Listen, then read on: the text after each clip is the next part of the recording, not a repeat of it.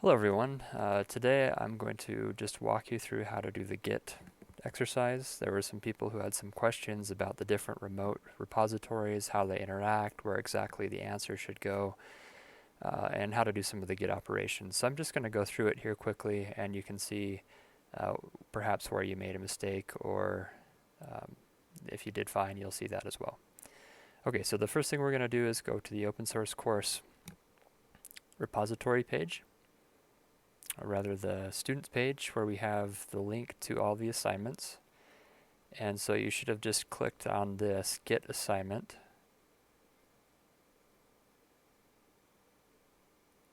Okay, and I previously had done this, so it tells me that I need to re-accept it because I deleted the old repo. You shouldn't have to do that. It should just look like this.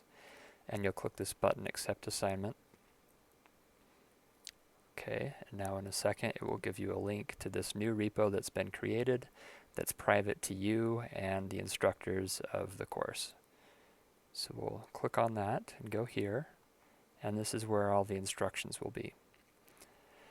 So the first step tells us to look at a repo called Git repo from this same organization, and we're going to fork it. So I have a link here. You can just click on that. I'll do it in a separate tab. And up in the right corner here is a fork button, so you just need to click that. Okay, the next step is to tell it where to fork the repo. So remember, forking is similar to cloning, but we're creating a new remote repo that's the same as the one that we're forking. So in this case, I'll put it in my namespace, so dchambers, git repo, and then I want to make sure to uncheck this. This will only copy the main branch. I want all of the branches because part of the exercise is to interact with the different branches. So I click Create Fork, and that should just take a second. Okay, and then it takes me to my fork repo. Okay, so notice now instead of saying open source course / git repo, it says dchambers / git repo because it's forked from that particular repo. Okay, so going back to the exercise, task 1 was simply to clone it and to do a git status. So I'm going to clone it, git clone git at github.com /dchambers / git repo. Okay, and if you had set up the GitHub token to work with HTTPS, you would just use HTTPS here instead of this git at github.com, which is for the SSH protocol. So now I'll cd into the newly cloned repo, it's called git repo, and do a git status. Okay, and this is the output that the first task is asking for. So I'll copy that, and over here, let's see, yes, right here is where you'll put your answers. You can see there's already an answers.md file. I'm going to open this in a new tab and just edit it right here in GitHub so that I don't have to manage 2 local repos for this task. So all that task 1 is asking for is this. So it says on branch main, your branch is up to date. Okay, going over to task 2, it says to add your name to the markdown file. And so we'll go here.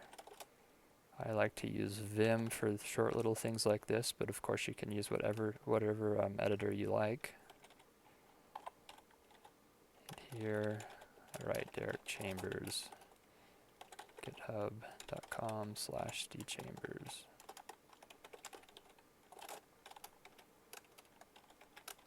Okay, save that, and it didn't tell us to check out a different branch or anything like that, so we're going to just do this right on main. So I'm going to do git status, and git status will tell me that I have unsaved changes, so changes not staged for commit. So the first thing I'm going to do is stage them, and we do that with the add command. So I'll add that file, and now if I do a git status, it shows it as green, and it says changes to be committed, and it shows me that file. So now we're good to do a commit. And it says here to make the commit message read completed task 2. So we'll type that in just as described.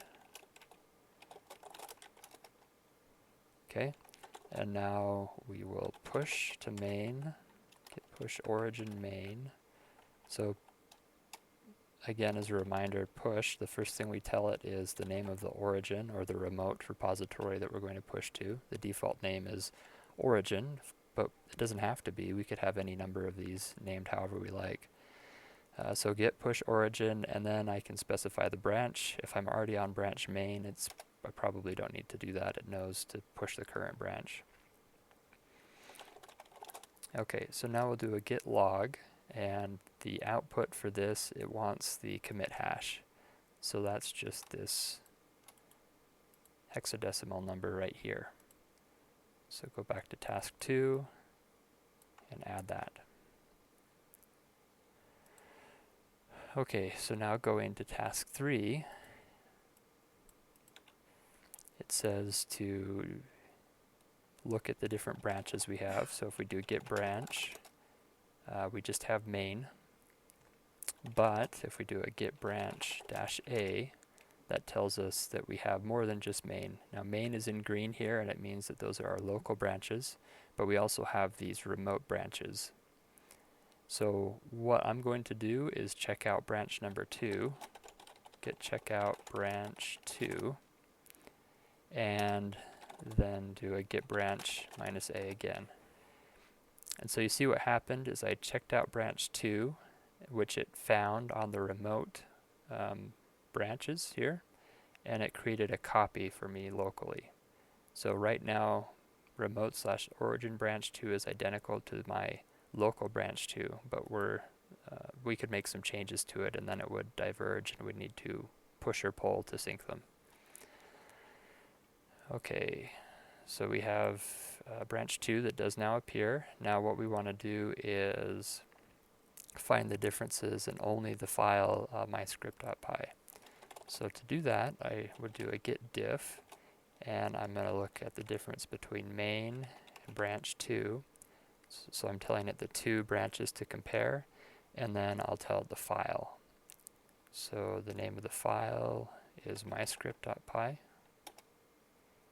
and what it's showing here in red and green with the minus and the plus sign are the differences.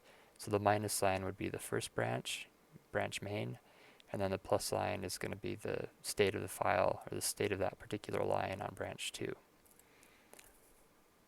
Okay, so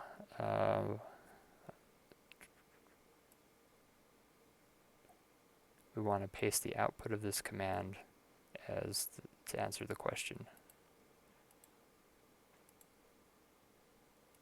So we'll go back here, paste that in just like that. Alright, for task 4, this is to resolve a conflict, and it's the conflict that we just observed right here. So we're going to check out main again,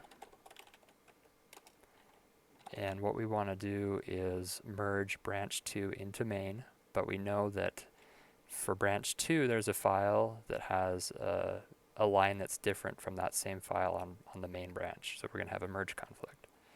So git checkout, I already did that.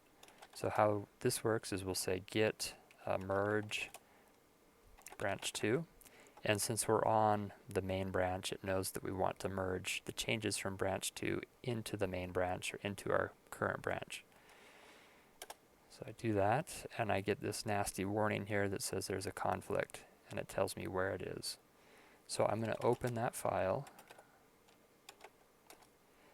and how the conflict is going to be delineated are with these greater than and less than signs. So this one is saying here's the state of the file on head, and then the equal signs are going to delineate the state of the file on branch 2. And then the end of the part of the file that's conflicting is marked by these greater than signs at the bottom here. So what you want to do is typically start off by just looking at this and deciding how this should look. It might be that you really need a combination of the two, or maybe you just want one state or the other. In this case, we'll just leave the state as it is on head. So I'm going to delete these delineators. I'm going to delete the state as it was on branch 2, and then the closing delineator there. And that will resolve our conflict. So if we do a git status here, we can see we have unsaved changes.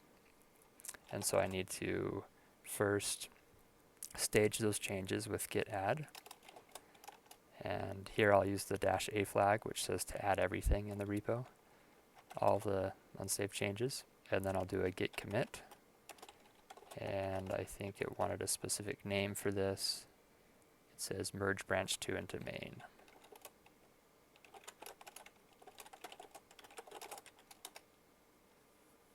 Okay, so now if we check the git log, we can see on the main branch here that we have this new commit that has the message merge branch 2 into main.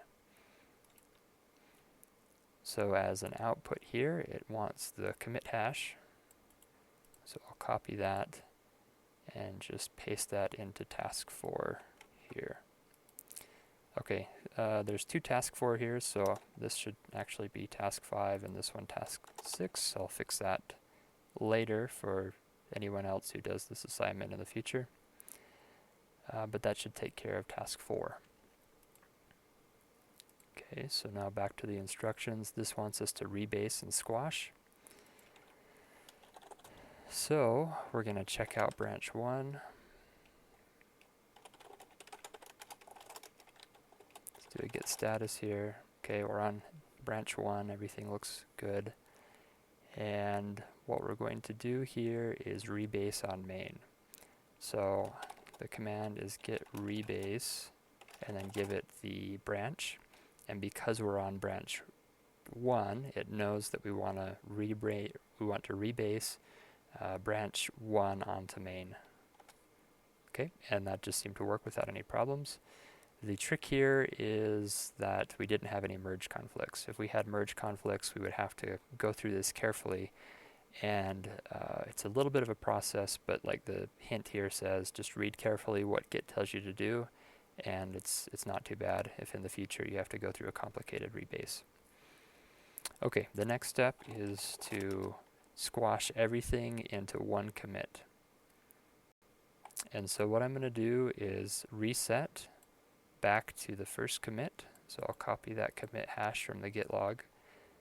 By the way, when you type git log, you can just use the arrows to go up and down like I'm doing here.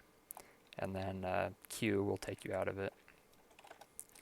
Okay, so git reset, paste that commit hash, and a -- soft flag, that's important. Okay, now if we do a git status, before we had no changes that were unsaved. What we've done now is we've squashed all the changes from all the commits ahead of this one that we just checked out into the current directory. So what we need to do is commit these, and we don't need to add them because they're already added from that command. So git commit -m, it says to have a particular message, I think, here. No, it doesn't. So a good one would just be merged or rebased to main.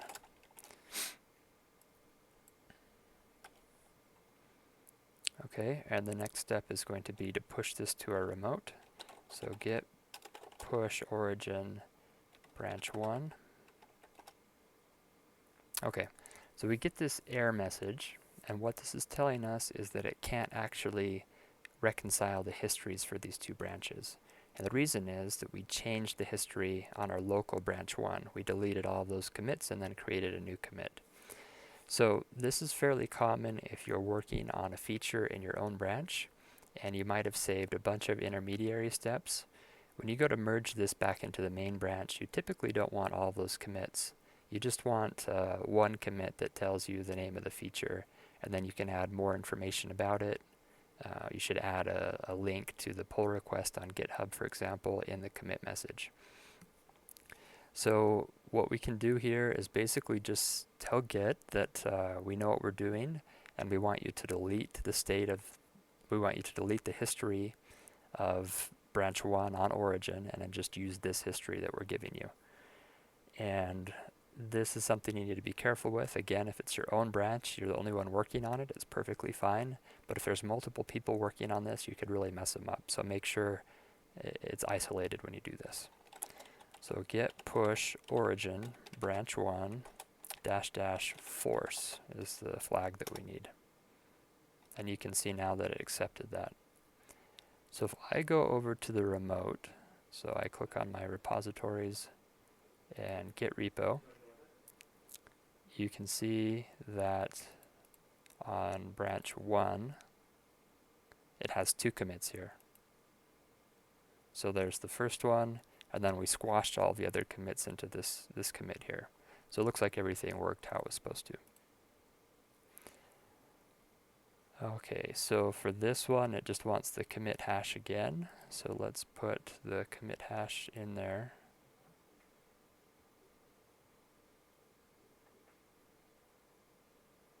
Yes. So we'll do a git log, take this commit hash, and put it right here.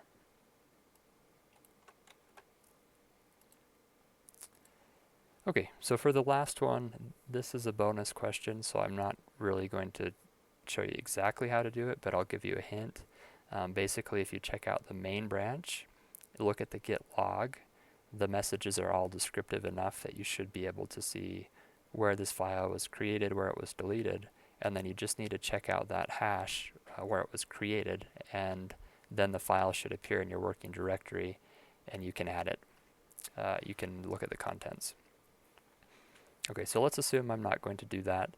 The next step here is to create a new branch and start a pull request.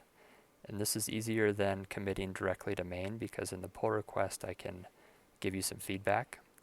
So I'm going to do that. This branch, we'll just call it assignment. Propose changes. And we'll give it a name. Submit get assignment. I don't think I specified what this is supposed to be named, so feel free to name it however you like. And then I would ping the instructors, so at open source course instructors ready for feedback.